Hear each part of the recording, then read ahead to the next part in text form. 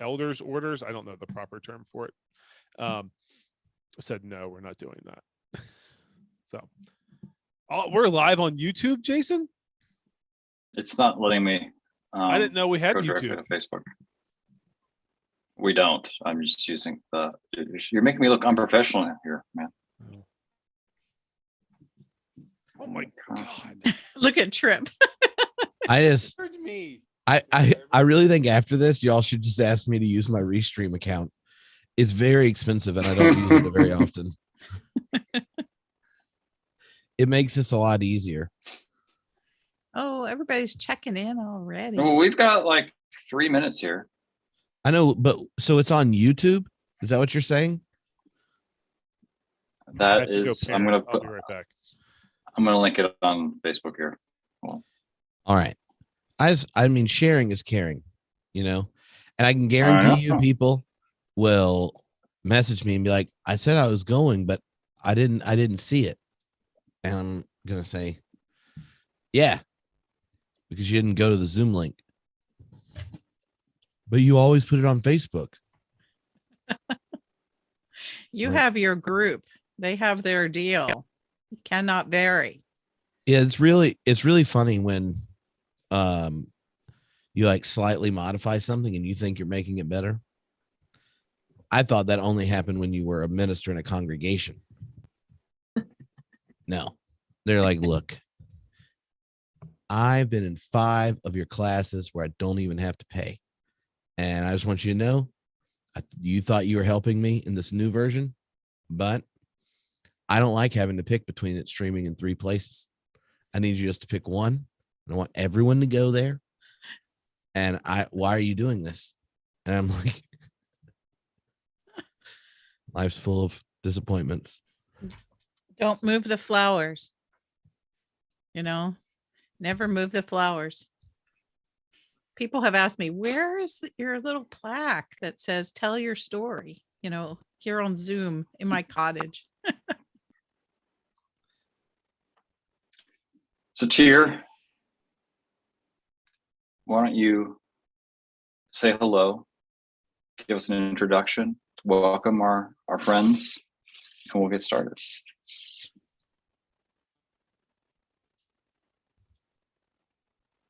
That means go. Damn, I have to like. Okay. Did you want us to record? Did you want us to record audio on our end? You can. It doesn't matter. Okay. We're good.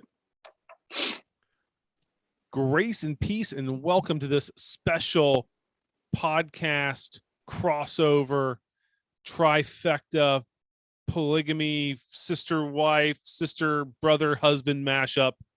I'm Tier Hardy from Crackers and Grape Juice, joined by Jason Michele, Trip Fuller of Homebrew Christianity, Tommy Marshall of Crackers and Grape Juice, and our dear friend, the one and only Diana Butler-Bass, for this crossover podcast. Jason, shut up.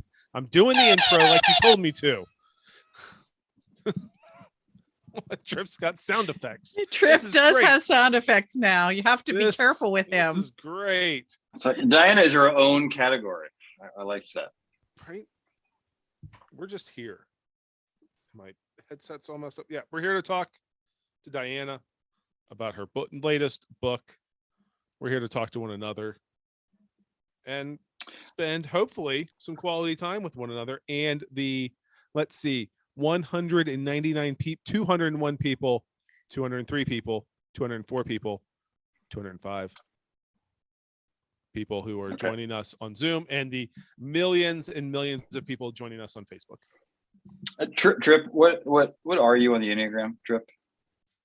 Well, you know, I'm really not into the Enneagram. This is already going to ruin my reputation. I was just going to say, as an Enneagram 8, it's going to be hard for me not to talk all the time, and I know that's always your challenge too.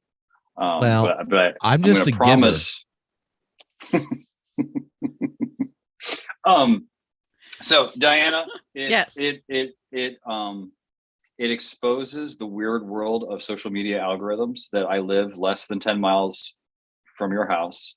I talk with your husband pretty much every day, And I didn't know. And I didn't know you had a new book out until last week. No. It was more than a week ago.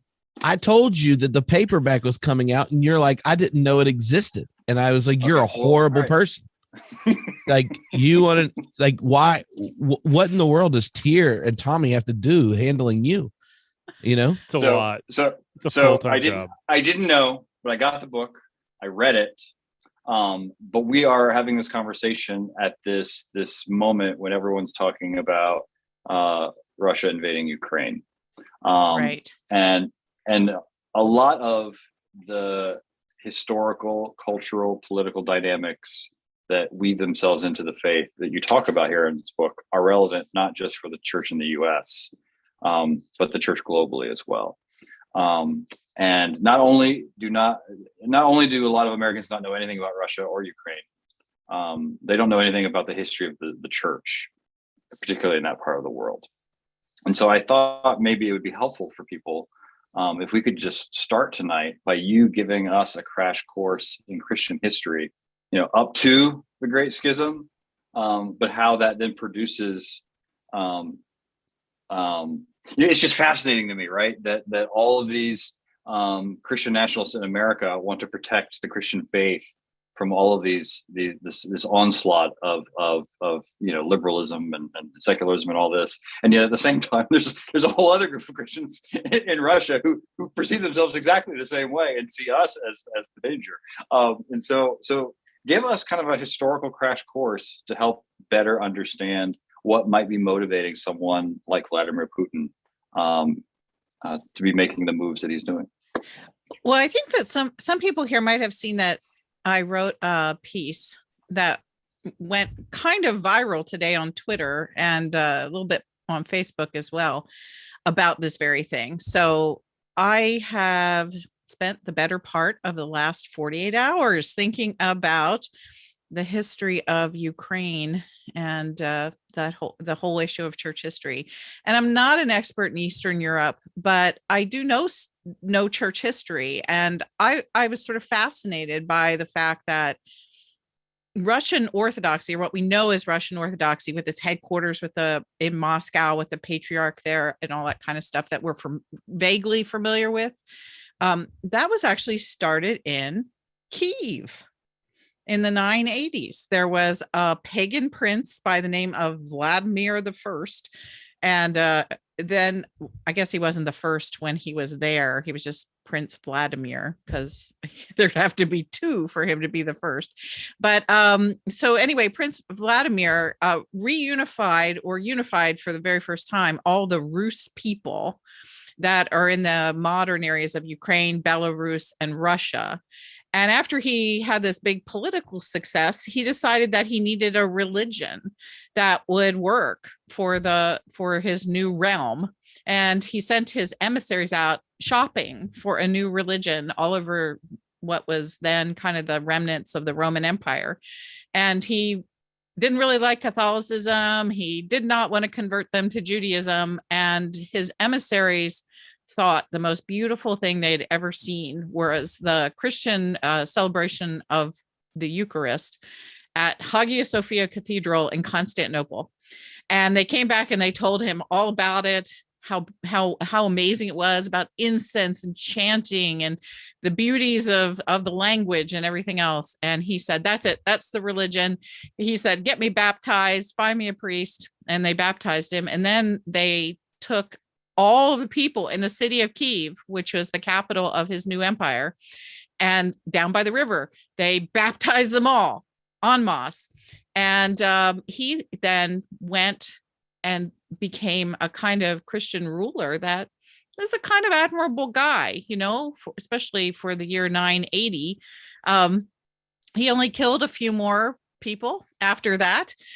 He mostly concentrated on building churches and schools and monasteries, and created a court system for what would become this area of Ukraine. He also created social service programs that took care of the poor. And for all of his trouble and for being a very good prince, he married a Christian princess from Byzantium.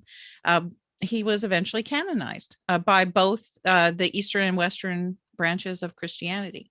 So I just think that's fascinating that we're looking at this one area of the world right now, and it's this city, which is the oldest city of Russian Orthodox faith, that is, under attack by other Russians. And so the longer version of it is that by the year 1400, Kiev had gone into a bad decline, and there had been Mongol invasions. It was a very unsafe place to live. And so the native Rus population moved to the north and east and founded two additional cities, Vladimir and Moscow, both of which still exist. And when they moved, there were some people who were still left in the area around Kiev, but the bulk of the Rus people went up, and they took their church leadership with them. And so they moved the head of the church to Moscow. And ever since then, there has been this huge contention. I mean, this is more than 500 years of an argument about who has authority over what. And since we all know how this works in Christianity, we can imagine 600 or 700 years of people arguing about the supremacy of a particular bishop over another.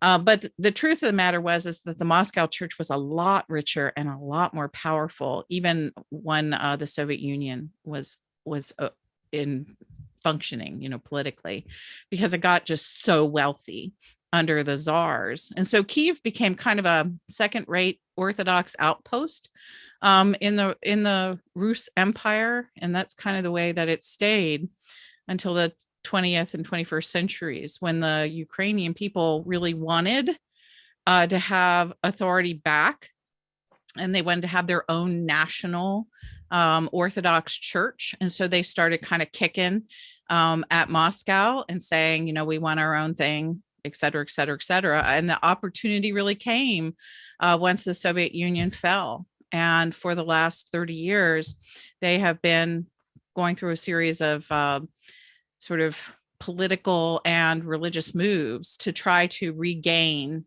their own national Orthodox destiny.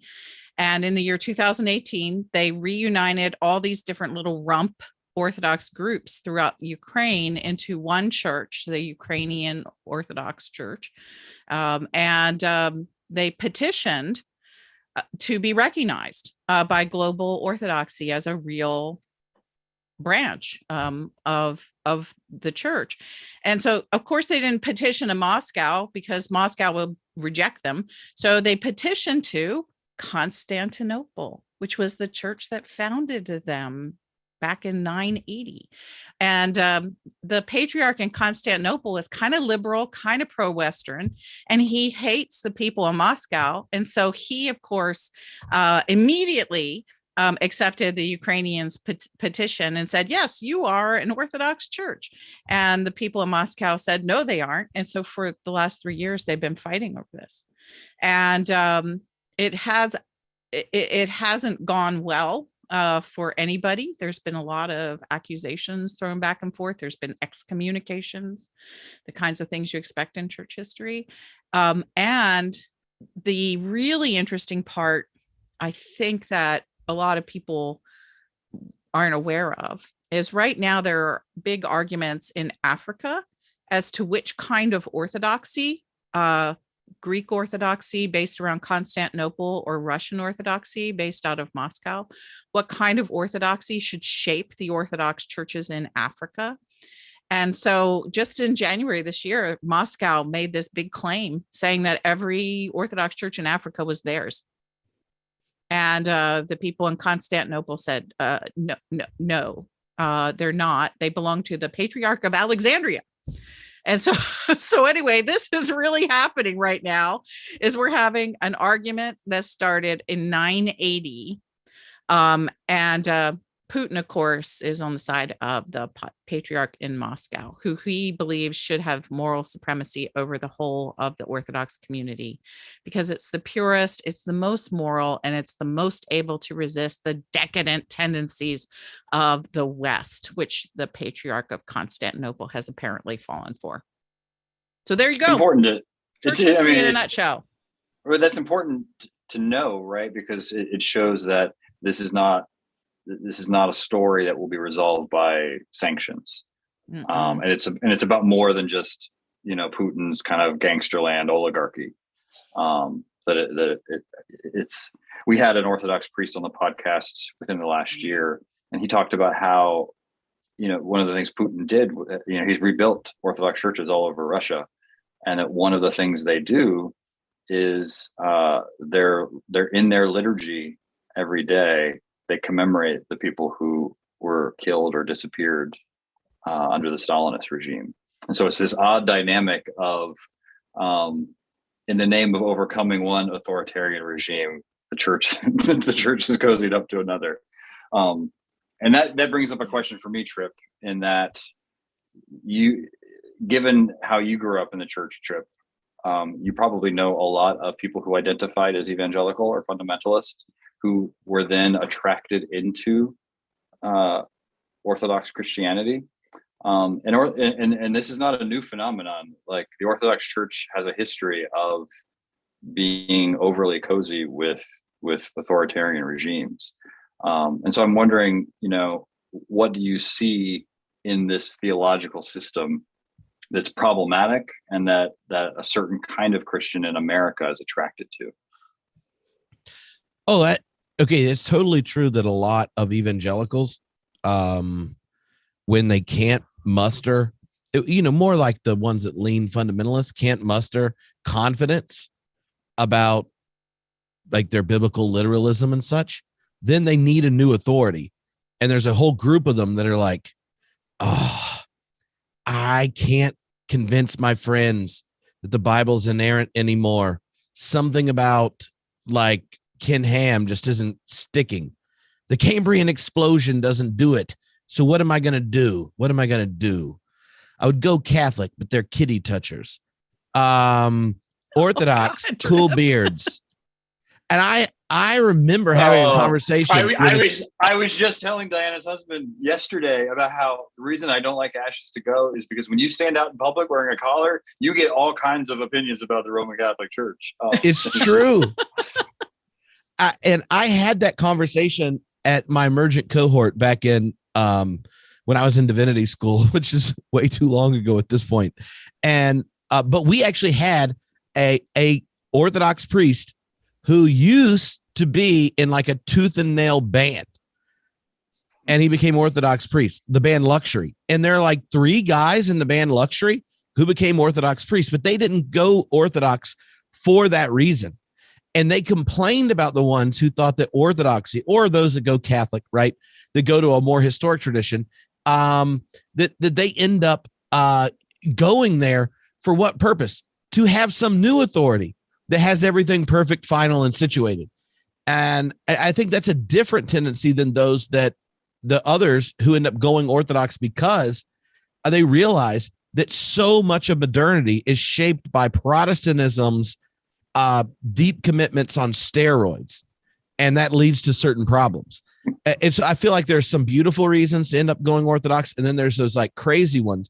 And what Diana talked about in the piece, and we talked about, or in the audio version of it, is that neo-Christendom version. Like, if you're going back to Orthodoxy because you think the Cappadocians are cool and you love like Neoplatonist metaphysics with a side piece of Trinity, that's great. But you're the ones that go back worse, Jason. And I have to tell you this, this is a bit embarrassing. They would do good to read David Bentley Hart's new book on tradition. Because I feel like underneath the subtext of that book are Catholic people that went Catholic and Orthodox to come up with a new way to be rigidly right wing on behalf of God. That book's dedicated in the most nerdy way of telling them that they're wrong. And if he did believe in a hell, he'd want to put them there. But luckily, his deity is nicer than most Protestants. Tommy, for folks who don't know, Tommy is the producer of Crackers and Grape Juice. Tommy, you are someone who is honest and vulnerable and kind of works through your faith by thinking about your own life. And he's describing the exact opposite of himself right now. That's true. That's why we get along so well. And So, and that's the framework for Diana's book. And so I'm wondering, to share a little bit about where you are right now in your own story, and we have frequently referred to Diana as our, adoptive mother. And so, seek her wisdom out in that role. A little, I guess, history of Tommy. I was raised in church, Southern Baptist. My dad is a pastor. So I've grown up in church my whole life. I would say that, I know it's kind of a fancy word right now that everybody's throwing around, of deconstruction. I would say that in the last 4 or 5 years, my faith has been dismantled, not deconstructed. I have grown up with grief as my best friend, always been there. I am no stranger to doubt or hardships. And at this point in my journey or my walk, or whatever buzzword you want to use, I'm kind of at a place of no hope, no comfort. And this is just personal. This isn't even, thinking of the world, and the state that it's in, pandemic life, none of that. This is like literally just in my little world, my experience. So when I go even further than that, the feelings get deeper, of just kind of despair. And so one of the reasons I do keep up with the podcast and do work with these guys and stuff is to kind of keep a piece of that and keep searching and keep trying. So I guess the motherly advice that I would seek is like, how do I start over, in a sense? I grew up with kind of some rough language that I still haven't figured out how to pull out, of how to talk about God and how to talk about Jesus and the connection with us. So how do you start at such a late age, being raised in faith, but kind of starting over as well? Oh gosh. There's sometimes when you write a book and you don't actually even know what it's about until well after it's written. And I've gone back now, despite that Jason only found it last week. I've gone back now and looked at this because it came out, about a year ago. And I realized that a big part of the story that I'm trying to tell is a story about deconstruction. It's a story about faith falling apart. But, I just had my birthday and I'm in my early 60s. And I've been through that process now of faith falling apart and being put back together. I don't know, 5, 6 times, maybe. It seems to happen like once a decade at the very least. And so when I reread my own work, I don't wonder that I'm telling a story about how what's being called deconstruction now is really just a normal part of growing as a person who is a Christian or connected to the Christian tradition, or who lives into that story. And so I think the first time it happened to me, I was sort of utterly terrified, thinking I was going to go to hell, or was there anything on the other side? But now I kind of look around once every other year or so and think, okay, what do I believe now that I'm not going to believe in another 4 years, or what's about to fall apart? And something always does. And then something is always reborn on the other side. And that's kind of the motherly advice that I have, is that when that kind of loss or that kind of doubt or what have you, deconstruction really hits full force that first time, you feel like nothing can ever be put back together. But things do. Things get put back together. Things come out differently on the other side, and you kind of go on from there. And so that's what I feel like Freeing Jesus is really about. That it's about the several different kinds of losses of faith and finding of faith that I had through 6 decades. And what I can really say with a lot of confidence right now is that I'm in some weird stage where I've kind of managed to stitch them all together into a common kind of quilt. And it's sort of beautiful. And I feel just a lot more relaxed about things I believe, things I don't believe, about the experiences that I've had as a person of faith. And I have a better capacity to sort of trust where I am and who God is. And it's not hyperly over pious. I just feel like it's realistic. So I would just encourage you, don't panic. Because guess what? It's going to happen again. I guess it's the thing is this isn't my first time by any means of, kind of losing what I thought was the way I thought, and then kind of, like you said, something being reborn. Mm-hmm. But I guess in this season, it feels like what's being reborn is so far from where I've ever been that it's terrifying, because I don't know what I will have held on to, if that makes sense. Yeah, that's just part of the story you're writing with your own life, because some people have to let go of a lot more. And there's very little from the past that can be brought into the place you are now, or the place that you're going. But then other people, it's more of a mixture, or even for someone who might think they're jettisoning almost everything, you might be really surprised in another 5 or 10 years when you go back, and there'll be something there for you that you just can't hold on to now, but there might be something that you'll pick up in the future, and it will be somewhat different, because it'll go into a different pocket of your experience. It'll go into a different place in your own story.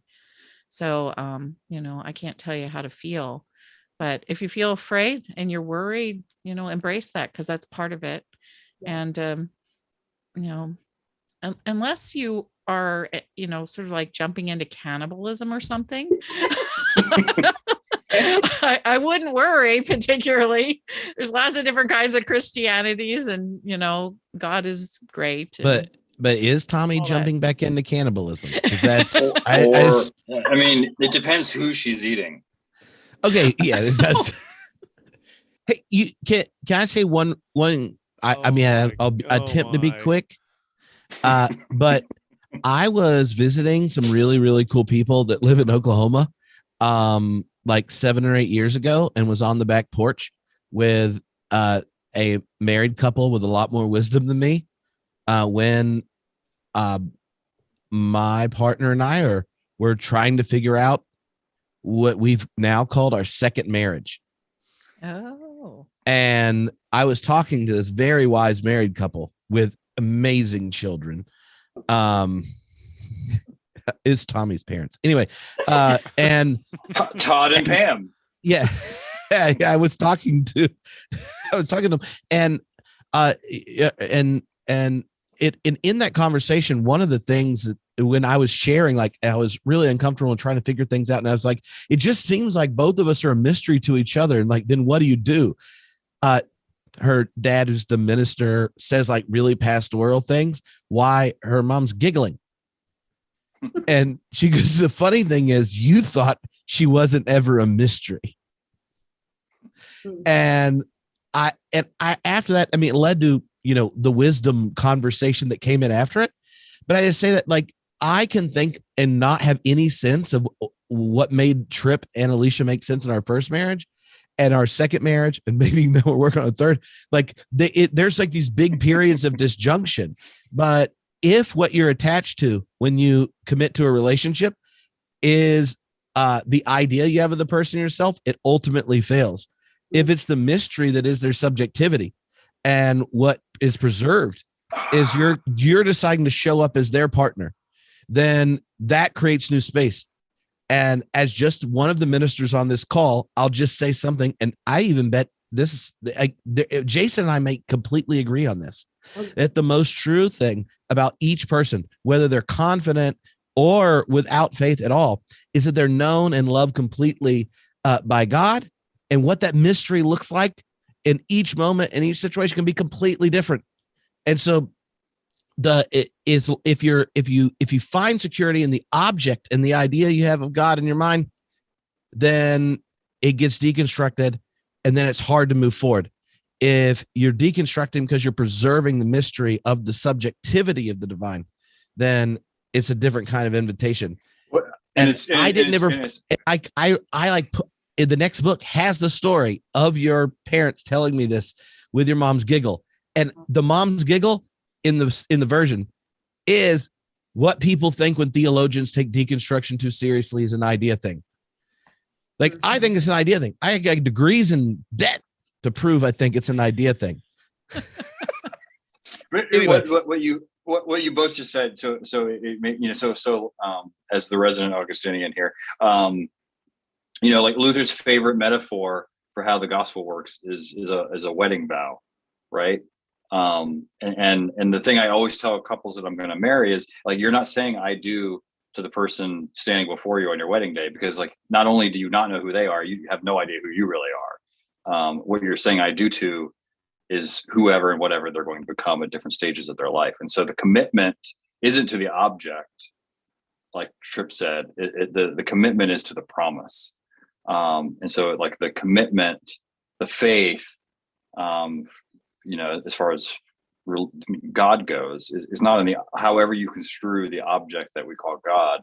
It's in that basic promise of love and commitment at whatever stage you're in. And Diana, like what you said, like, it made me think too that part of this reshuffling and going back to things that you do in your book. So on the one hand,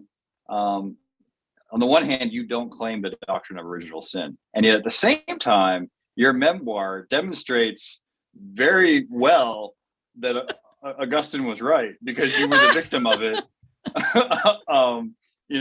So you, like, your memoir in part is how you have been victimized by sinful, self-interested, whatever, human beings and institutions, carrying on the gospel in very bad ways.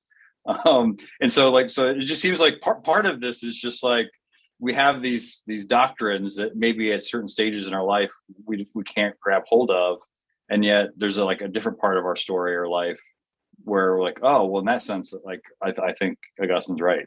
Like, we really do fuck things up over and over and over again, and it's just endemic to who we are as human creatures. I feel like going, oh, he got me. Except, one of the things we've never really talked about, Jason, is the fact that I'm not morally opposed to what Augustine says. I don't like the way he frames it. And I believe that there's a very good friend of mine. I'm going to back up a second. Very good friend of mine. I went to graduate school. She grew up Southern Baptist. And when we were in graduate school, she became a Wiccan, which is a bit of a very big deal deconstruction. And so I remember some this of my one time, son's like former girlfriends are all Wiccan now. Oh yeah. See, it happens.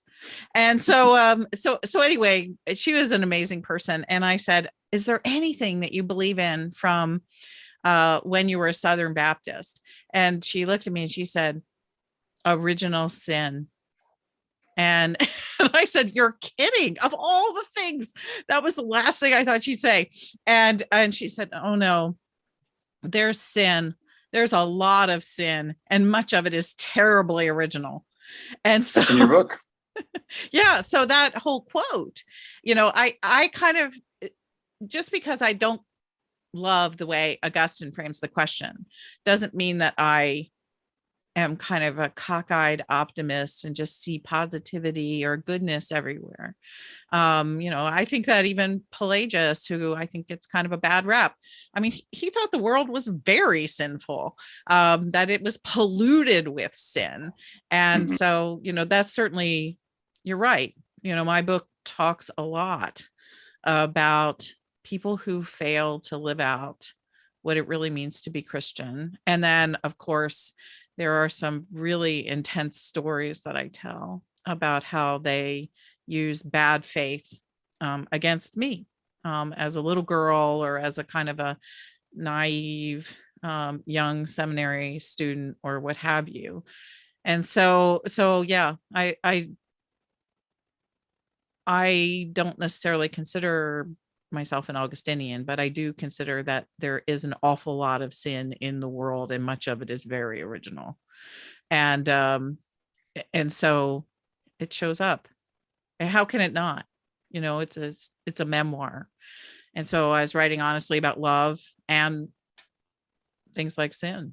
And that's where Jesus comes to the fore, when those two things collide. And luckily, Jesus always falls down the side of love. Here, I promised that I wouldn't step over you, and I did. And now I'm here to ask your forgiveness and move forward in love. Much like original sin always being present and visible in the world, you talking over me will always be present in the world. No, I wanted to probably like 15, 20 episodes ago, we had Brian Zond on. And if Diana is like the mother of the podcast, Brian Zond's like our pastor in a way. Sorry, Trip. But one of the things that Brian said in that conversation, and this is responding to what Tommy said like 30 minutes ago, was that the problem with deconstruction, and the way Brian saw it, is that it leads you to a place where then you have nothing. The potential is to have nothing, because in the process of deconstructing, I've noticed people I know that have gone through that have left the church entirely and left those places where they were having those conversations.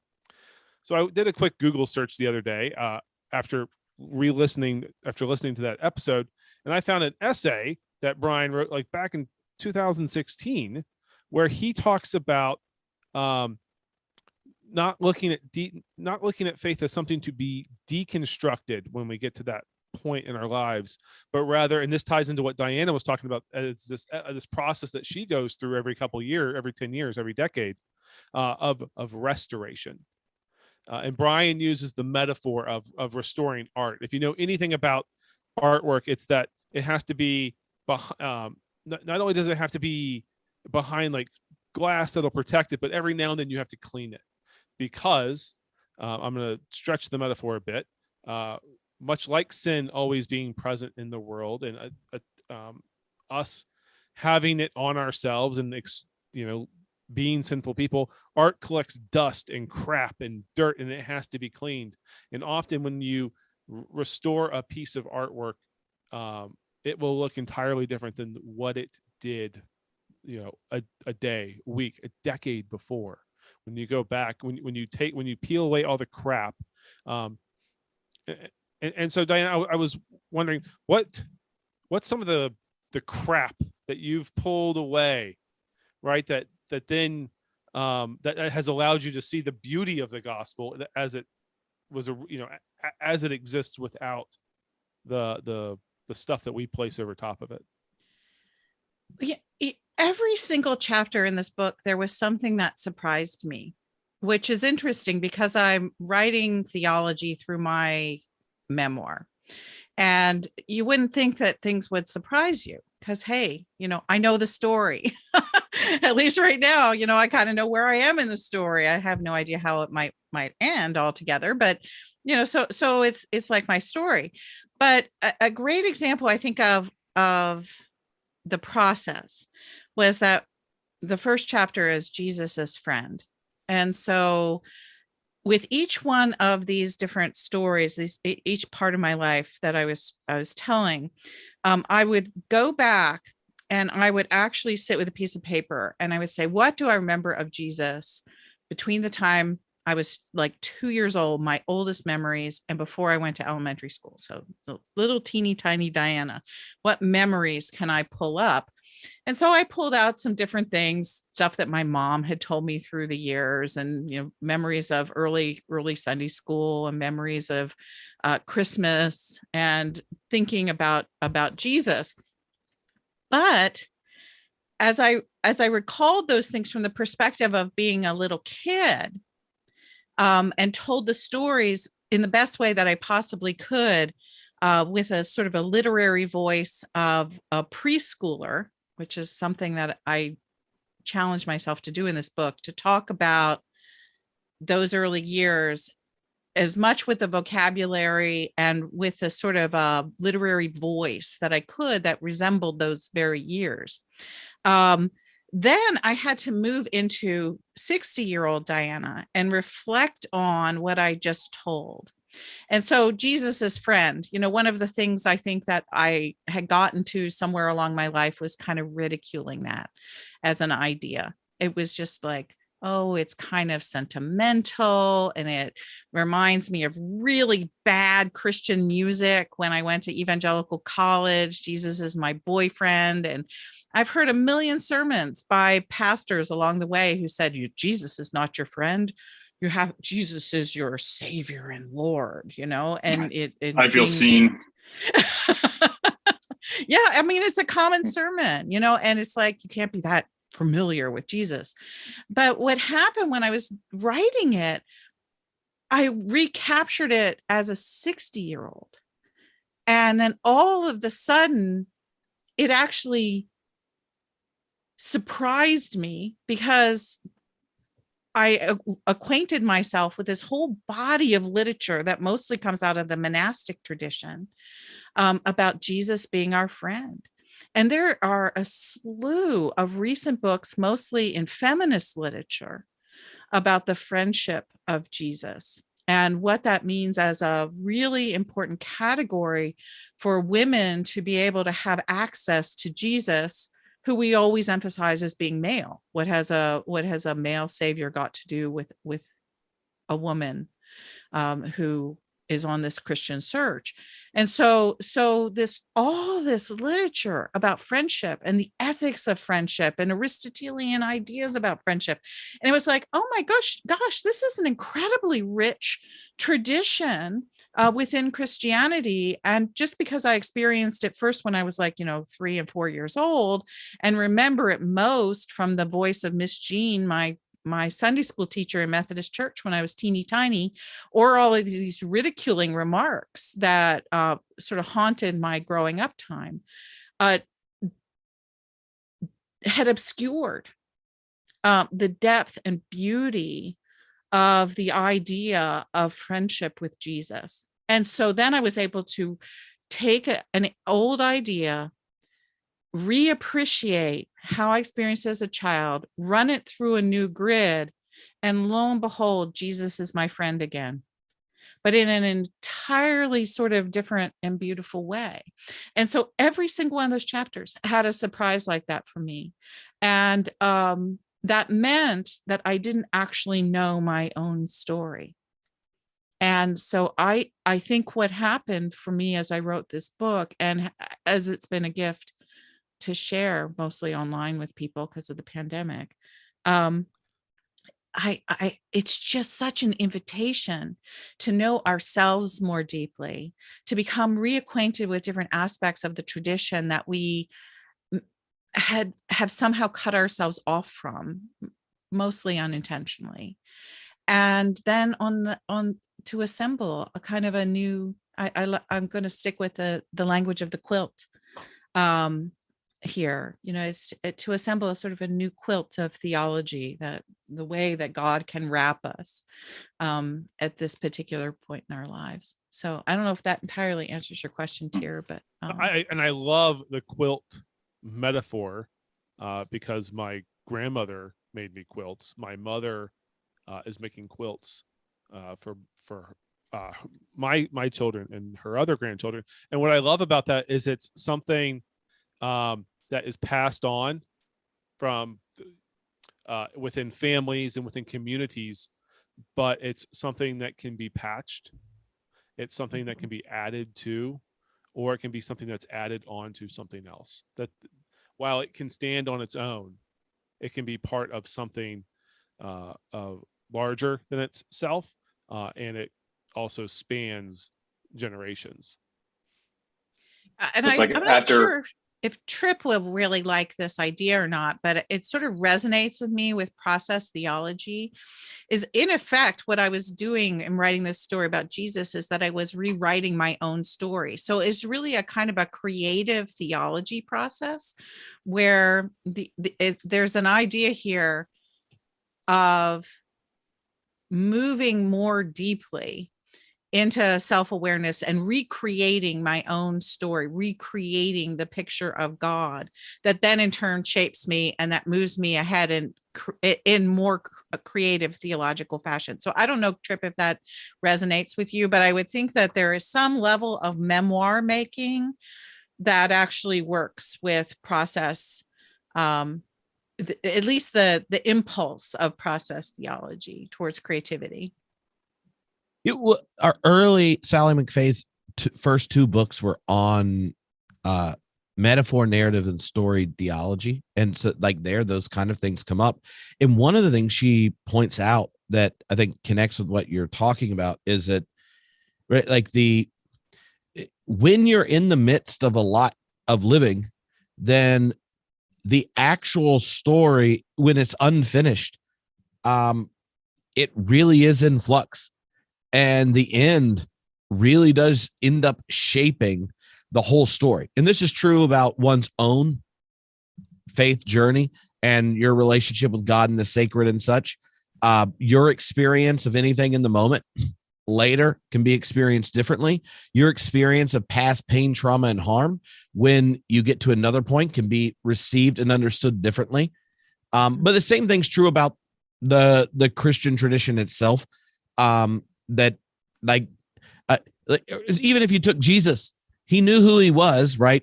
Son of Abba, but he was more than he knew. That's not like Jesus walked around. He's like, I'm the eternal son, second person of the Trinity. Check this out.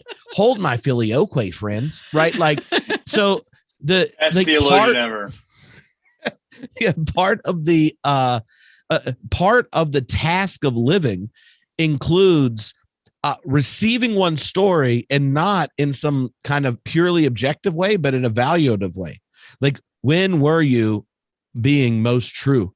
When were you learning and growing and all that kind of stuff? And when were you derailing? And a lot of the contemporary concern about the anti-hero and a lot of stories, I think, is connected to our cultural moment where we recognize now more and more of the ways we're connected and complicit in all sorts of structural and institutional sin.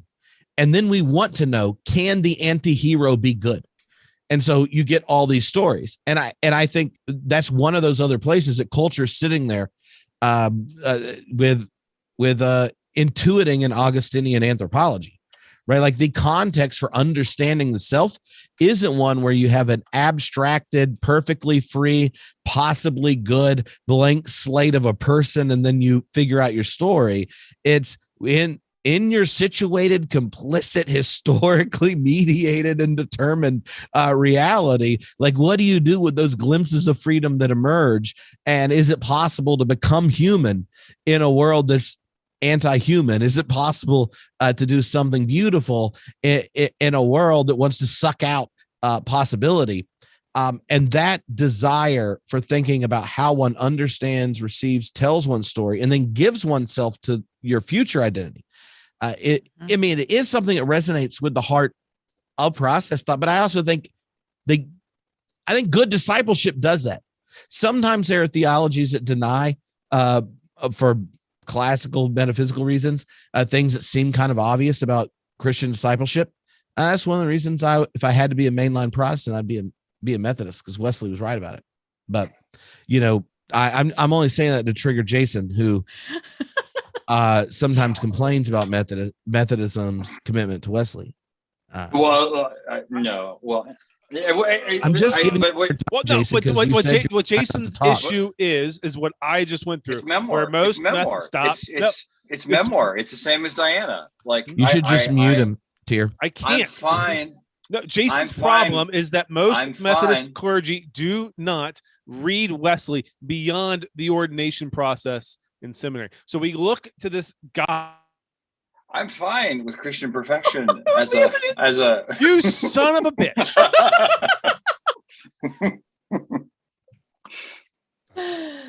No, I was going to say that, like for me, it's memoir based, right? Like, I intellectually, I'm on board with the idea of Christian perfection, but after 22 years of being a minister, I have yet to meet or bury a Christian who loves God and neighbor perfectly as Jesus loved them.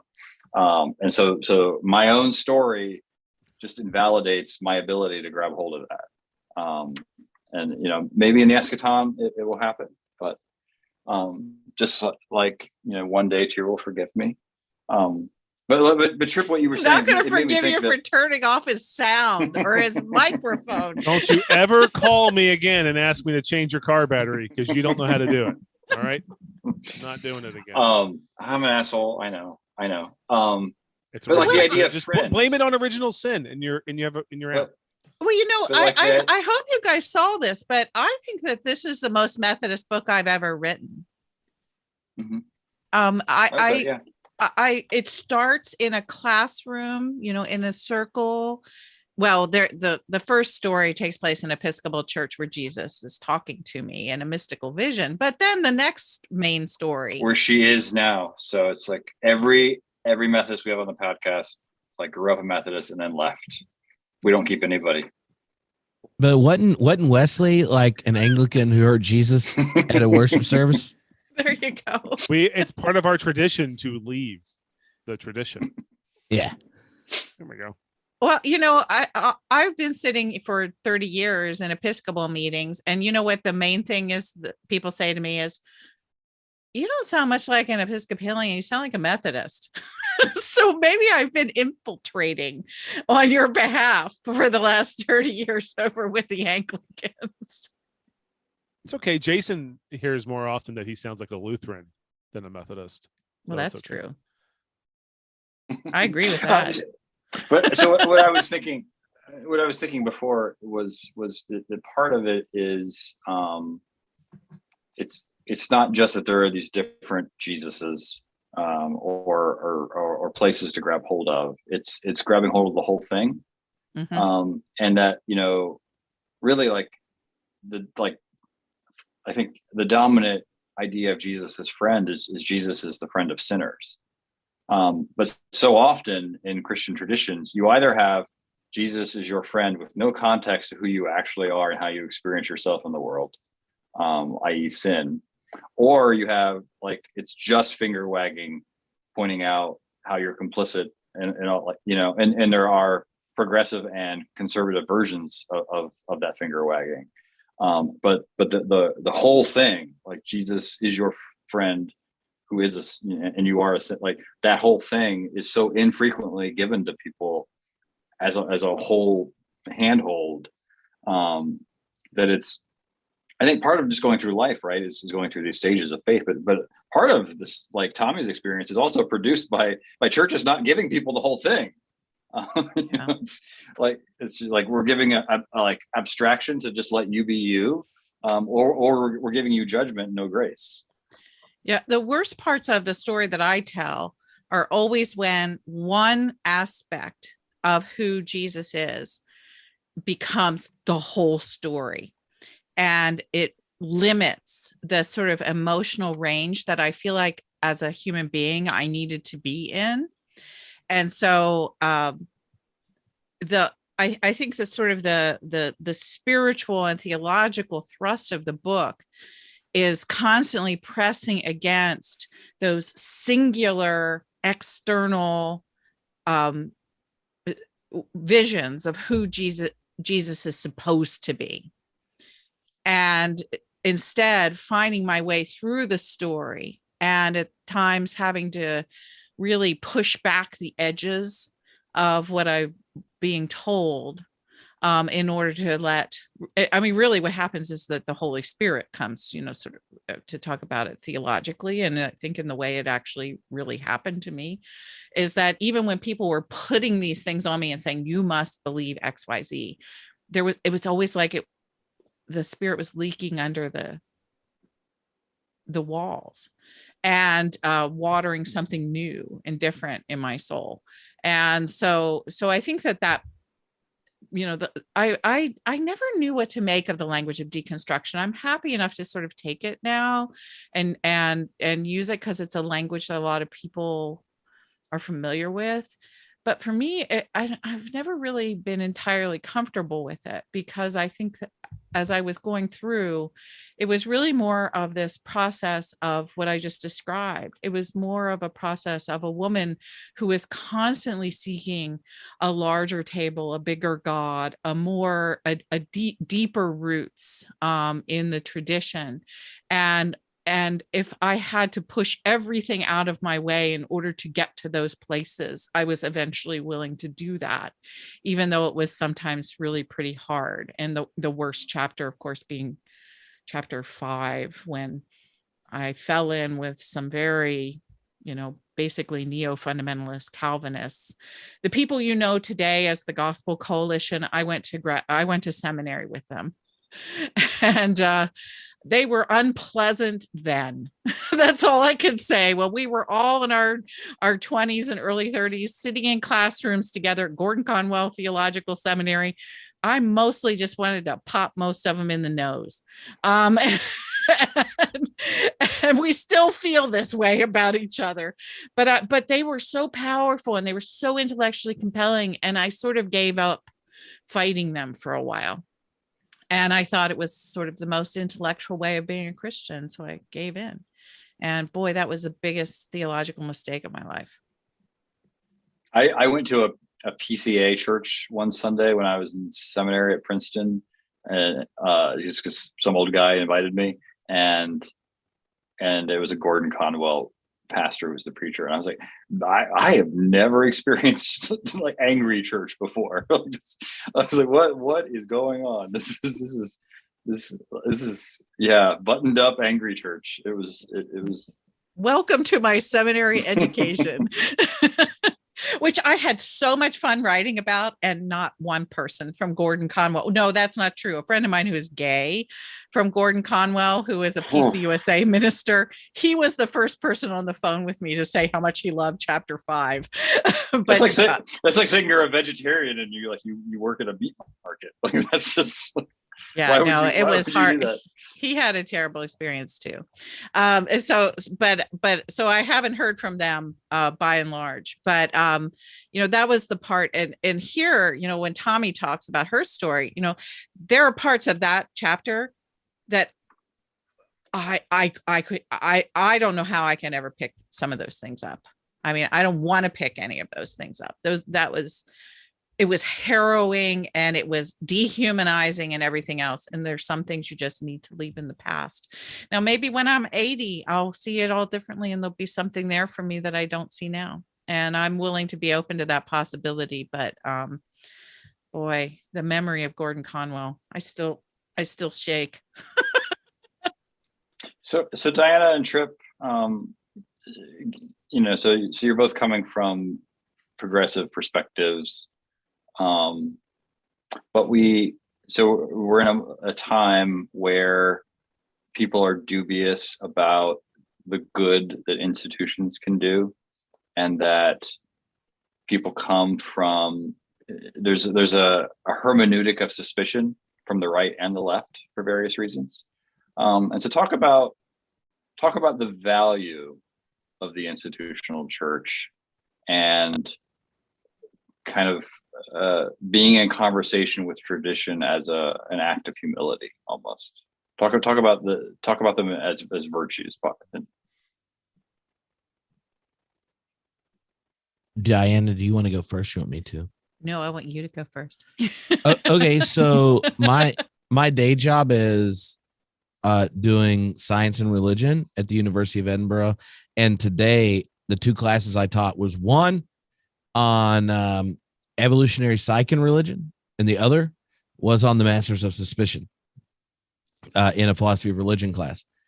And I think your question is striking, and it hits me after spending hours talking to predominantly secular Europeans who are reading all these things, which is real different than Baptist preacher's kid from rural North Carolina, right? Who read them and then ended up being me. And when I think of institutions and traditions and such, and their hard time in the present, like I want to acknowledge all the baggage that comes with them. But just as like someone's really into science and religion, I just want to say human beings, like why we beat the other competitors a long time ago, that were our genetic kin, is because we cultivated symbolic language to cooperate as a species.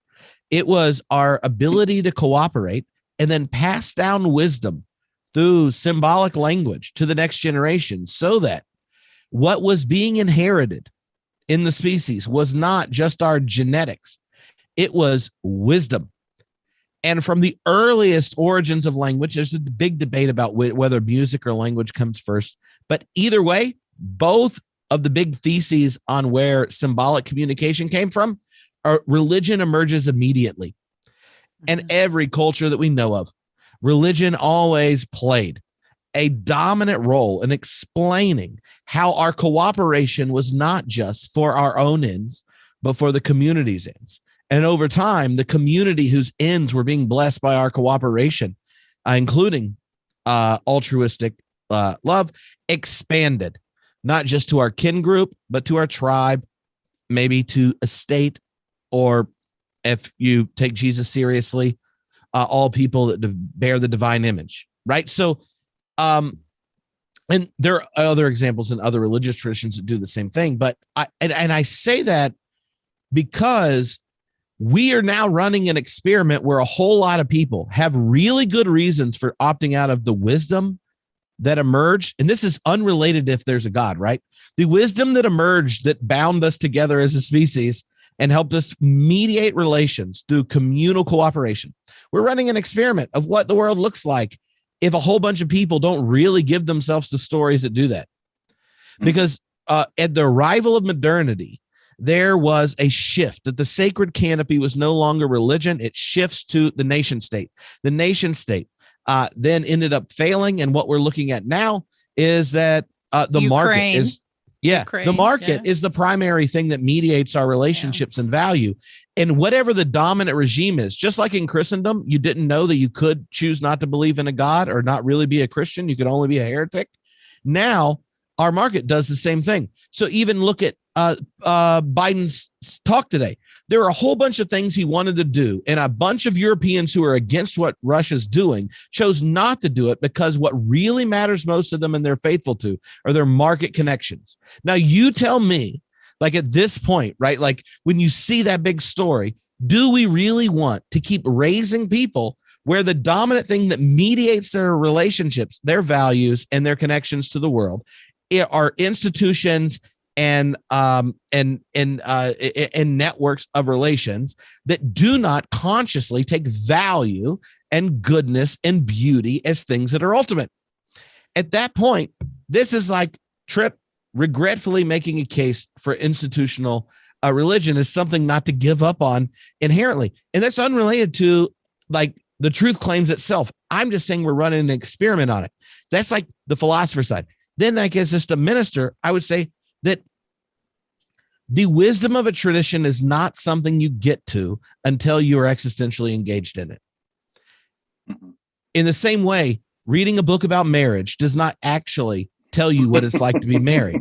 Reading books about becoming parents don't tell you what it's like to be a parent. Watching a lot of movies when you're a 14-year-old about what like adults do when they are figuring out what adulthood is like in college does not explain to you what that's like. And we cut ourselves off from things that may have been learned and then created communities that pass on wisdom when we disengage from institutions and traditions. And all of that, right, also includes how many things I think are really, really shitty in it. I'm just saying that as someone who spends a lot of time thinking about culture, religion, and stuff, doing science, even my atheist colleagues are worried that we aren't going to survive because we don't know how to tell a story that demands from the individual commitment to the well-being of the whole. And that's a good enough reason for me to want to figure out a beautiful expression. And that's unrelated, right, to me just thinking, if I'm going to give myself to something, it should be as beautiful as the image of the invisible God saying on the cross, they don't know what they're doing, and Father, forgive them. Yes, we're that stupid. We don't know what we're doing. But if the source of all existence is one of parental knowing, caring, and love, then I'm more optimistic. But anyway, sorry. There are 5 people on here. And not hard. I'm not good. I'm worse than Jason at you didn't not mute stopping. You didn't mute anybody. Okay. But I might just You're hit not one of these worse. sound buttons if you talk again. Talk. Oh, man. One of the things you did, Trip, I think that is helpful is you inadvertently pointed out that the anxiety among conservatives about what happens to us when we've lost this common story, this common language, this common bond. That anxiety isn't wrong. That's correct. The means to fix it are antithetical to the gospel. But in their anxiety, they are seeing things that maybe the other people aren't seeing. That you can't just go invent your own story. You have to receive something. So oddly enough, Trip has me thinking about Ted Lasso. Because the whole idea in this, I love Ted Lasso, but I feel like every mainline pastor in the world would rather talk about Ted Lasso than Jesus. Oh my gosh, but it is Jesus. It's a story about what Tripp is just talking about. And that is Ted Lasso is the Enneagram of 2022. But you have this I think the sort of the heart of Ted Lasso is you have this sort of optimistic, goofy American from the Midwest who believes in belief, and he wanders in to England to coach this football league or this football team. And of course, everyone around him doesn't believe in belief. And it's all these cynical, post-religious English people who have, all these sort of really weird mixed motives about their relationship to this football team. But what happens, I think, in a very real sense, is that they are actually creating eventually over the course of the 2 seasons that we've seen so far, effectively something that is religious. They're creating a community of belonging where people have higher aspirations, where there is something that is beautiful and true, that is football. Football is life. And that it actually has, standards and traditions and all of the things that you would normally relate to religion. And so I thought that one of the most amazing kinds of scenes in the second season was when the owner of the team, her father dies, and they all wind up inside of an Anglican church for this funeral. And you have, on one hand, you have the traditional religion of England, of which they are completely inept. They have no idea how to act inside of a church. And then they have this kind of community that they've been making among themselves. And when the two things conflict, what emerges is the strength of this sort of alternative community. And it emerges in song to go with Trip. It emerges in music. It emerges in mutual care. It emerges in sort of a liturgical sort of practice. And so I just keep thinking to myself, is, Ted Lasso, for how funny it is and how much fun it is as a well-written television show, is it actually going right at the heart of this question? That is, what kind of communities of belonging, behavior, and belief will emerge out of the deconstruction of the traditional religions that we have been through. And yet here we are as human beings, inveterately, naturally sort of remaking religion. And I just am kind of really interested in this question, because it does wind up being a show in this cynical English post-Christian setting that it has all the elements of religion involved in it. I agree with all That's that. great. No, stop. That's great, because Todd, Tommy's father, did a talk at Mockingbird thing about this topic, and one of the things that I really love that Todd pointed out is that there, in the beginning of season 1, it gets asked by the snooty English reporter about offsides in soccer, and Ted, eventually gets to the point and says, it's difficult to explain, but you know it when you see it.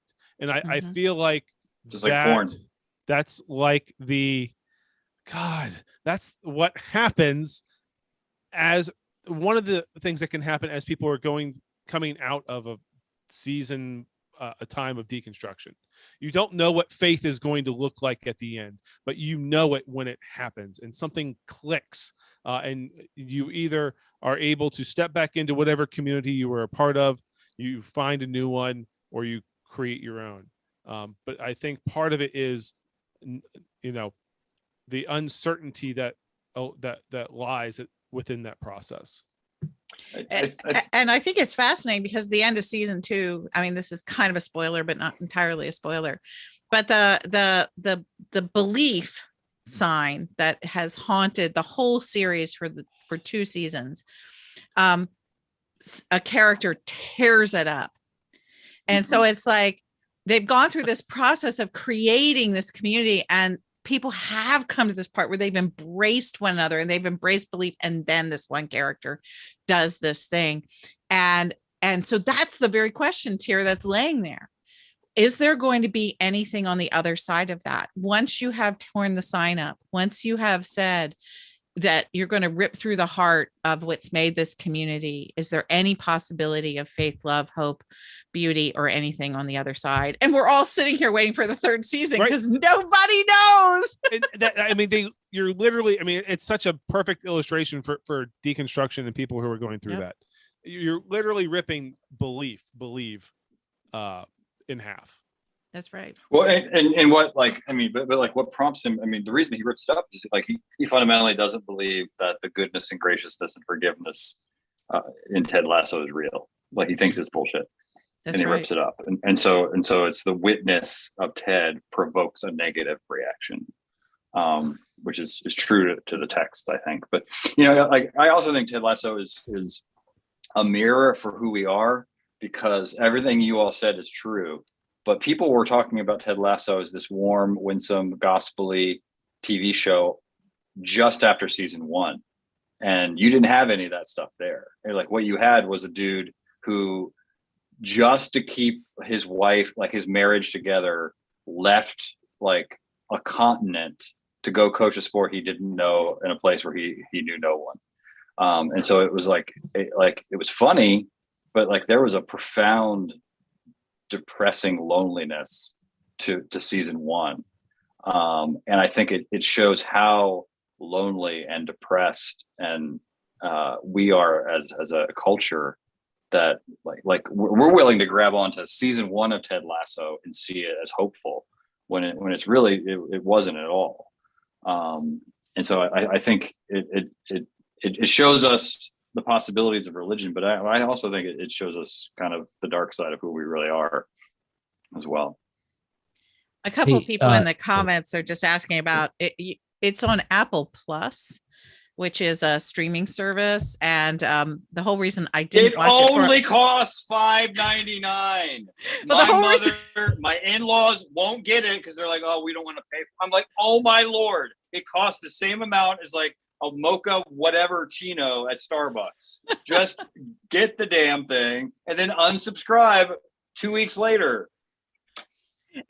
You can get it on your computer. Somebody said they don't have television. You've just witnessed my. how Jason does pastoral counseling, where he just screams at people and gives them the answer. I'm just like, what is it like baby boomers will spend thousands of dollars on a tractor, but then they'll be like, no, I can't watch Ted Lasso because it costs $5. Makes no sense at all. Well, I didn't do it for a long time, but then I gave in, and I was so glad that I did, because I really do think it's kind of a metaphor for post-Christian society and what the role of what the role of religion, what belief is all about. So I've had a ball with it. I was actually on a Ted Lasso podcast last week. It was the most fun I had in a long time, other than talking to Tripp about theology. Aw. We should take a break real quick for a word from our sponsors, Apple TV, Apple Plus. We'll be right back. Oh, you weren't talking about Diana and I's link group? Hey, look at the logo behind me. JesusDeconstructed.com. You can hang out with us all Lent. See, that was the advertisement right there. Okay, I've never watched Ted Lasso, so I just want you to know. It takes place in your hometown. Yeah. Or where you're Does living. Tommy not watched it? No, I have, but I do have a question. So drawing off of the whole Ted Lasso thing, and then Diana talking about her story and everything, and then Tier's question about, the church and why it should still be relevant, or Jason's, I don't even know which one. It was mine. Don't mention Jason. Yes. Okay.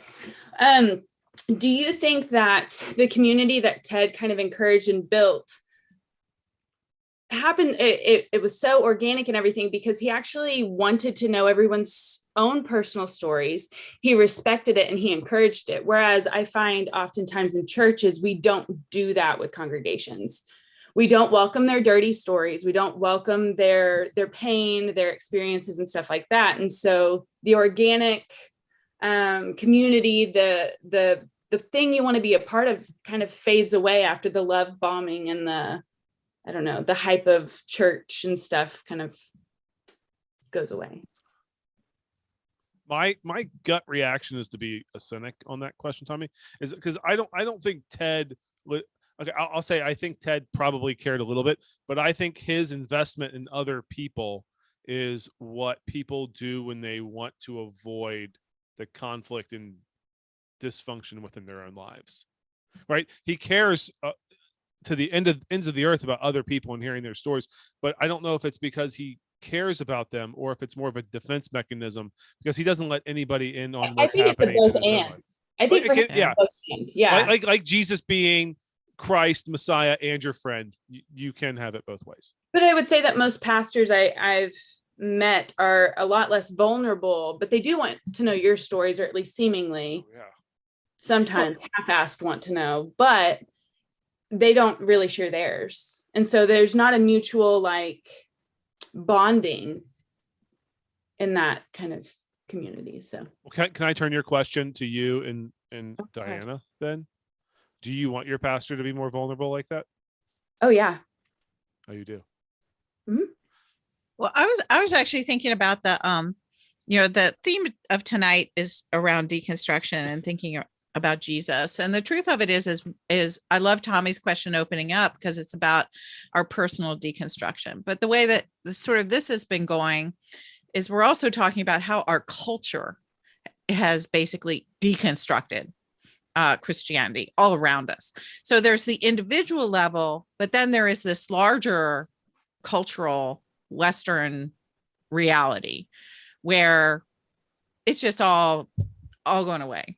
And so to bring up Ted Lasso is a way of just sort of talking about a cultural thing that's going on, a television show that is speaking right into that. And I think the idea of the tearing up of the belief sign really just points to both how that's happening on a personal level, and it also is happening on this larger level in which we're all living. And I don't know if the issue is nearly as much vulnerability that at least the way I am reading the show, but the difference between a pastor who uses people's stories to try to rope them in or get them to be part of a community or join the church or what have you. And I think the larger point that's trying to be made Ted Lasso, or what happens in a different kind of setting where a real community is emerging, is about be curious, not judgmental, which is the quote that's used all the time in the television show. And it's not really about vulnerability, in effect, from people who are in the clergy or people who are leaders in the church, even though any one of us here might be vulnerable in any situation as a public leader at particular times. But what ties everybody here that I know really well together is we're all just infinitely curious people who hold off on the judgment piece until after the curiosity piece is fully in play. And so I think that becomes more of the stance of the post-deconstructed life, of the life that's not just about ripping up the sign, is to be able to walk into the situation where the community's been disrupted, where the football team is losing all the time, where, your wife is leaving you or what have you that's going on in Ted Lasso. And yet there's the pain, there's the doubt, there's the self-protection, but ultimately there's the curiosity. And that is what's going to happen next. And there's an interesting that Ted Lasso is a character that you find out suffers severe social anxiety. Right. But what makes him so magnetic is that he doesn't have any anxiety when it comes to other people. Like he's not trying to change any of the people around him. Like he only imputes goodness to them and receives them as they are. So he himself is riddled with anxiety. And so and I think that's definitely, though we come at things differently probably, any flavor of Christianity that fundamentally has anxiety at its heart, and there's a lot of destructive ones that do, is just incoherent. Whether you want to couch it in terms of goodness or love or grace or forgiveness or sovereignty and providence, if you really if you're kind of anxious about where you're going to end up at the end of the day, the message is incoherent, and of course then you're going to try to behavior modify and police and change all the people around you. Mm-hmm. A curiosity is related to creativity, willingness to ask questions, sort of the rearrangement of our relationships when situations demand it, being able to enter into a moment without necessarily thinking we understand how it's going to end. And I think that's just such a gift. And, it really is a gift in the moment, in a world that's falling apart. Excuse me. So Tier, we have 10 minutes left. Do people have outstanding questions? They are questions. I don't know if I'd call them outstanding, but I meant, questions remaining. Questions. As long as they're not about Ted Lasso, because I haven't seen it. This is the quietest Trip's been. Let's talk about Ted Lasso some more. Yeah, I'm sorry, Trip. I didn't mean to commandeer that, but actually, what you said was in that show. I get it. We're going to talk about Agatha Christie movies next. I am much more comfortable with that. I was hoping we were going to talk about Battlestar Galactica once it got to thinking about institutions after deconstruction. And I know that Jason and I, one of the only places we agree, it's not about the status of Hauerwas. It's about the superiority of Battlestar Galactica as the greatest TV show of all time. Yeah, because Adama is sitting there and proceeds to retell the myth without knowing if it's true, because he recognizes the myth brings the people together, and then he finds out the myth is more beautiful than he anticipated. And sometimes it the task of the institution in times of deep crisis is to tell back the story in ways that it compels people to trust something, because you've had such a disruption that without the context of trust, then relations can't form. in a context of fear and anxiety, then your neighbor and even sometimes like your family and stuff aren't places of trust. But once you create the context of trust, then all sorts of things form that bring truth out of the relations. Or if you've done Loki, high quality story of deconstruction, the TBA, right? Like he gets pulled out of you haven't seen Loki. See, what I'm going to do since you haven't seen Loki is not talk about it, even though Loki is the most high quality story for thinking about the narrative of deconstruction. What else? Sons of Anarchy. Somebody suggested that in the chat. Or Walking People Dead. watch too much TV. I can do We Sons just of told him to Anarchy and subscribe to Walking Apple Dead. Plus. Yeah, he's like, if you could spend $6 and have access to thousands of hours of TV, do it. In fact, I'm going to curse at you. I'm on the internet. My name's Jason Michelle. Don't take it personal. I wrote a book about having cancer. And he wrote a book about marriage. Yeah. And it must be good, right? Because you know what his wife does? Pays for Apple TV. Like, you know that she ain't canceling that. She's like, whoa, what's the death knell in this relationship? So any Yeah, I was vamping for him to read things to come up with questions. No, I have it right here. I was just okay. I didn't want to talk over you. It's not something I do. we need to do a Battlestar Galactica episode. It's not part of my shtick. All right, question from Lucinda. Do you as pastors or encourage your congregants to, quote, lean into, unquote, the scarcity of Lent? I'm thinking of the Lenten practices of self-denial and self-discipline, giving something up, taking something up, and how since 2020, Lent has exposed how threadbare my faith feels right now, how hopeless I feel. Well, I'm not a pastor. And one year I gave up Lent for Lent. And that was helpful at that moment.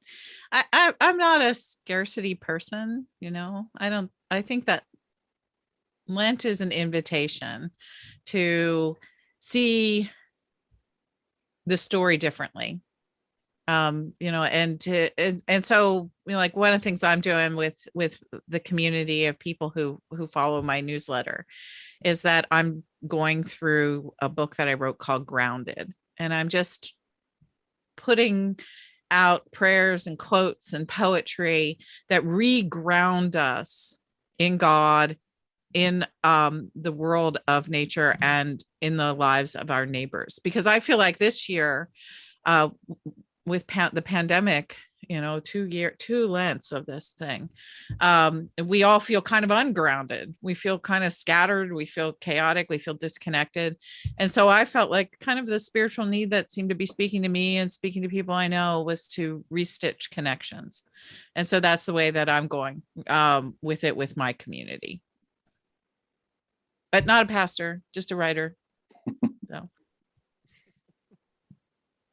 I mean, this will surprise no one who knows me. I think too often in kind of mainline church world, Lent gets reduced to stuff I should do to prepare. And I think Lent begins first with Ash Wednesday and then with Jesus being tempted in the desert. And the purpose of that is not to think about the temptations we can face down, but to remember that Jesus does for us what we can't do for ourselves. And so in times past, I've encouraged church people to choose Lenten disciplines that they know they're probably going to fail at. Because, if you can just do it yourself, you don't need Jesus. And so I think if you're going to do anything, widen the aperture large enough. So it's about more than just you and your spirituality.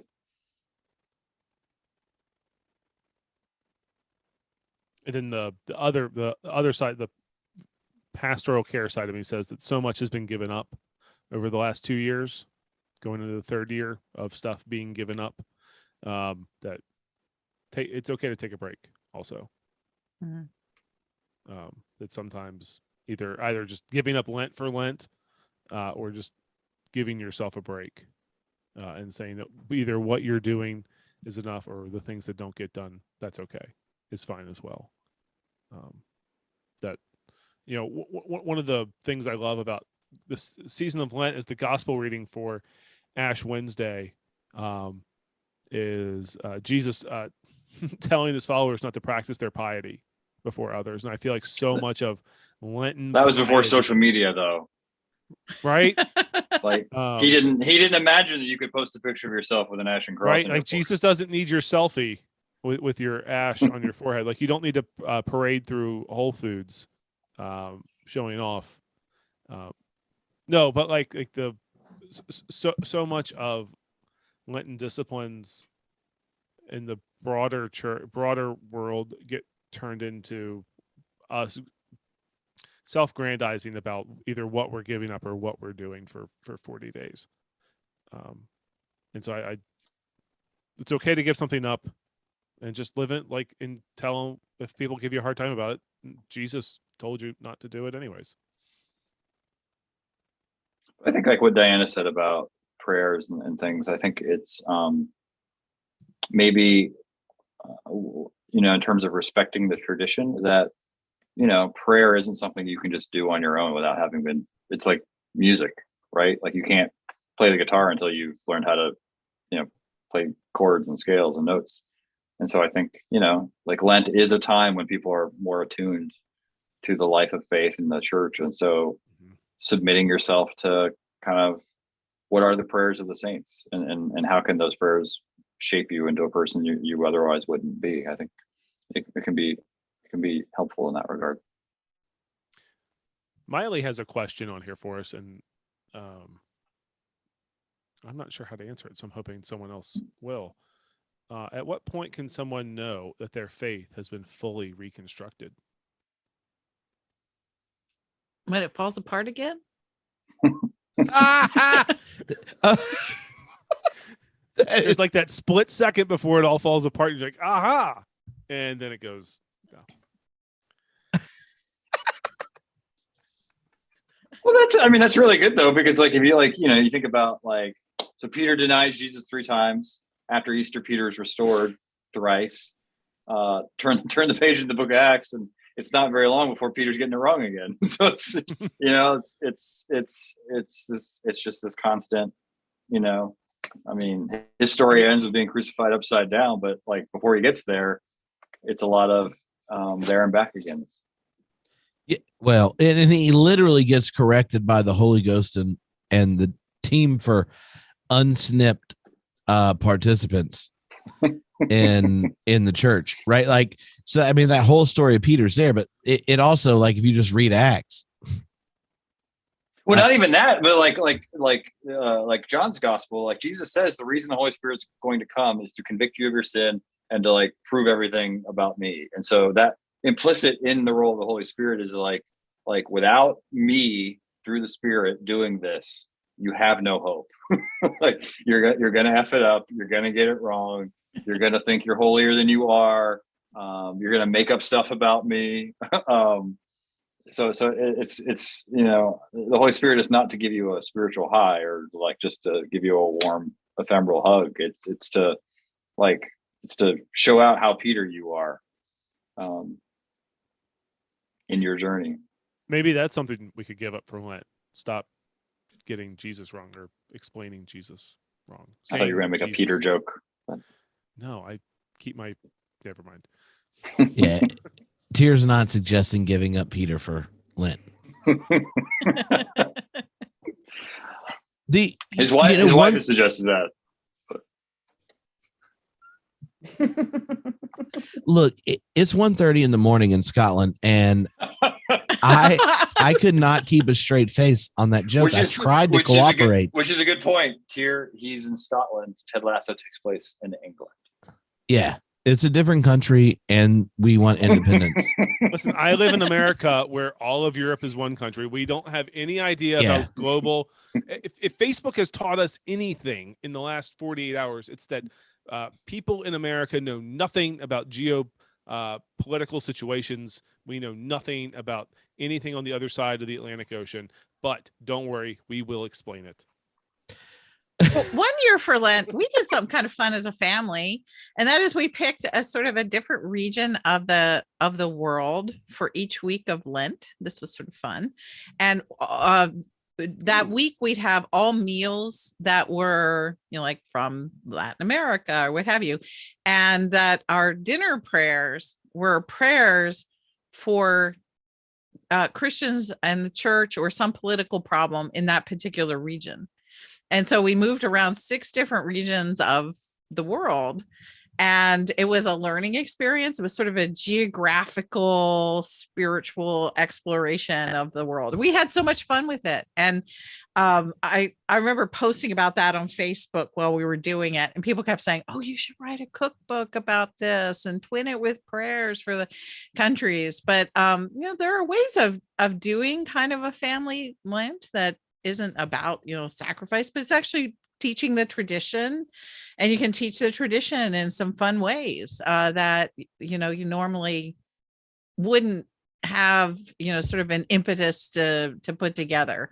And so that was just one of the things we did one year. Another year we read all poetry over dinner, poetry of loss, poetry of love, poetry of resurrection. I mean, it was really interesting, and we took a week to read each of these different themes. So I think everyone's about to request in the chat that if you have a collection of all the poetry, to share it. Like I just, like, every time someone says something like that, you're like, so Diana Butler Bass has a collection of poetry around themes I could totally steal and use in my sermon. But when you said the thing with your family thing, this popped in my head because of tonight. At dinner, our family, because of everything going on in Ukraine, I said, hey, we're gonna have a longer prayer tonight. We're going to do a prayer for peace. Right. And we do it. Gets done, and Haven, the 4-year-old, it was a longer prayer, so he's doing this, like, am I going to be congratulated that I stayed quiet that long? Dad used pastor voice. What's up? Cora goes, so is it almost Christmas? And I was like, what? She goes, but don't we do like peace prayers each night when it gets close to Christmas? Right. And she's thinking of the Advent week where we relight the peace candle and stuff like that. And I said, well, as it gets close to Christmas, we practice those prayers for days like this. And it was one of those moments where, like, I look at Alicia and she's like, you didn't fail as a parent. And she's like, oh, okay. And I know in her mind, she was mostly asking that presents come once we pray for peace and light candles every night, but I say that because a lot of times people spend a lot of energy deciding what they're going to do rather than deciding to do something. And one of the perks of just like making Halloween costumes.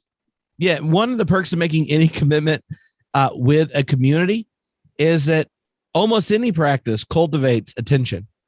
And one of the goals of Lent is to draw attention to Jesus before we get to Passion Week.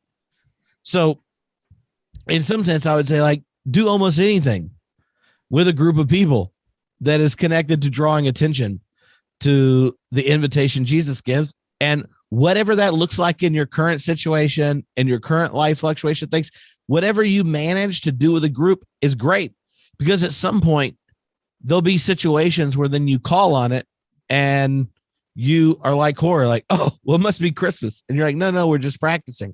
But what is it we're going to practice for this Lent? Realizing the historical moment. I think there are a lot of things we hope people making decisions right now that are technically baptized members of the living body of Christ practiced. That they realize that our deepest commitment is the one that says to love your enemies and pray for those that persecute you, to turn the other cheek, and to seek out redemption, all those kinds of things. Like, it's good to practice those, even if we aren't sure it's really good and excellent at that moment, because there are times it's really good to have it in your spiritual muscle memory. And, if I was in a congregation, because I'm not technically working one right now, I would have put that Cora story on a Post-it and used it in a sermon because it's high quality material from a really cute 8-year-old. Is it almost? No, we're just that's Christmas. The waiting for the coming of Christ is when we practice prayers for peace. Anyway, That's right. So cheer, close us out. Diana, Trip, it's good to see you guys. Yeah, it's great to see you. What do you want me to do to close us out? well, you should Yeah. tell them to go to JesusDeconstructed.com to join our link group. Come on, All right, you Tier. should go to JesusDeconstructed.com. Join the link group. We apologize if we didn't get to your question. To the person who had not so nice things to say about me in the questions. Not sorry that I didn't answer your questions. And head over to crackersandgrapejuice.com. Check out our Substack, Crackers and Grape Juice Plus. Subscribe to Diana's Substack. The Cottage. Subscribe to mine. Trip, I don't think, has one. Tommy doesn't have one yet. Jason has one, but you shouldn't subscribe to it because he's mean and he's Nate and he talked over me. If you don't, Thanks for if you do listening. subscribe, he won't cut you off though. I subscribe with 2 email accounts. They cancel each other out. That's what Oh. it was.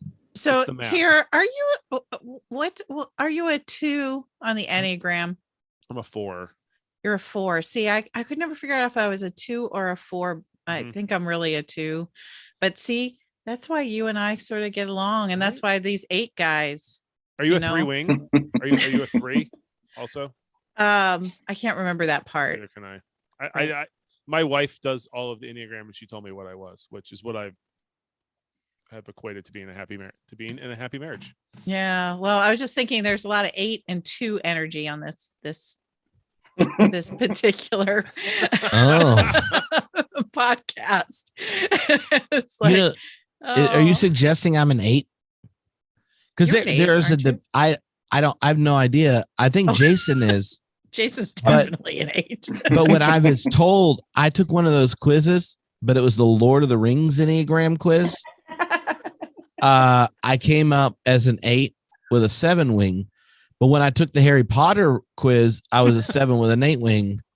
Oh, you're Hufflepuff, definitely. I love Hufflepuff. They seem like they have a lot of fun, and you don't have to like put your friends in death dealing situations. I like all of you quite a bit. I hope that none of that happens to you. When he who must not name returns, I don't know if I want Trip Fuller by my side. Look, Tier, I want you to know right now, and this is not true for Jason. It definitely is for Tommy and Diana. I'm down to ride to the end. Jason, look, I love you for who you are and want to encourage you to become all you can be. Thank you, Trip. Yeah. Oh. That's because Jason's a Slytherin. I think I I'm don't- more Harry Potter. Like, I think I'm the hero, but really I'm being bailed out by like smarter girls all the time. Oh, you don't have enough hair to hide the scar. I've read Harry more Harry Potter. doesn't know anything. Like, I've read he's the more Harry worst Potter wizard. than I've watched Battlestar Galactica. I'll say that. That's That's- depressing. Yeah, it Tommy really and is I are depressing. just sitting here shaking our heads. Yes, we understand. Laura Roswell is my president. I had that bumper sticker on a Nissan Sentra at one point. Close us out here. Hufflepuffs Just are did. hobbits. I he- want to he give a was- shout out he to was Ken in clearing the out- chat. He closed us out. I did. I told weren't you even to- paying attention. This is I the said postlude. This is the postlude, Jason. No, This is when I the sent hobbits go him- back I to sent him the the Shire prayer for peace and got to clear in it the Book of out. Common Prayer. When? I was gonna have Oh, you want me to pray? like Jesus, nice. you skipped the prayer tier. You I want to didn't know get he your said it. ordination approved, and you're Sorry. skipping the prayer. Sorry, I didn't pay attention to the text messages you were sending me, Jason. I was engaged in the conversation we were having with our dear friends. So what do you want me to pray in here? The prayer for peace. Got it. Good idea. All right, let's pray. Bow your heads, people. God, oh God, you have made of one blood all peoples of the earth and sent your blessed Son to preach peace to those who are far off and to those who are near. Grant that people everywhere may seek after you and find you. Bring the nations into your fold. Pour out your spirit upon all flesh and hasten the coming of your kingdom. Through Jesus Christ our Lord. Amen. Thanks all. Peace. Thank you. I haven't stayed up to 1:40 in the morning with 4 other friends since I moved here. And now we did it. Congratulations for What time do your kids wake up? in about 6 hours. So Oh, you get to sleep in. That'll be great. oh wait, no, it's less than that. I did bad math. That's why you do theology, Jesus. not accounting. But yeah, well, good Good to night. be with y'all. Good night, people. Good night.